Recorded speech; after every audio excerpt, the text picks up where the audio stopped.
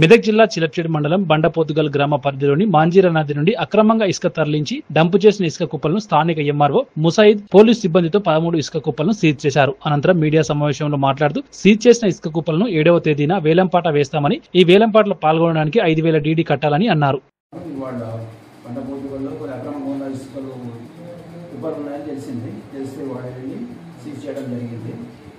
దీంట్లో ఆరు ఇన్స్ట్రక్షన్స్ కూడా వచ్చినాయి, సభ్యుల నుంచి ఇన్స్ట్రక్షన్స్ వచ్చినాయి. దాని ప్రకారం సుమారుగా 10 అక్రమ ఇసుక కుప్పలను సీజ్ చేయడం జరిగింది. వాళ్ళ దీనిని యాక్షన్ వేయాలనుకుంటున్నాము, వేలంపాట వేయాలనుకుంటున్నాము. 7వ తారీఖు ఈ నెల ఉదయం 11:30కు యాక్షన్ వేయగలము, అది వేలంపాట వేయగలము.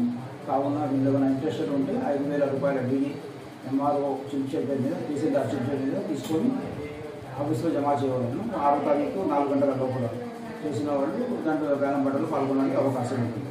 వేలంపాట 7వ తారీఖు నాడు 11 గంటలకు ఉంటుంది. బండపోతులు కుప్పలు ఉన్నాయి, ఏ కుప్పలు ఉన్నాయో ఆ కుప్పల దగ్గర వేలంపాట వేయబడుతుంది. ఇట్లా మనం ప్రజలను తెలియజేస్తున్నాము.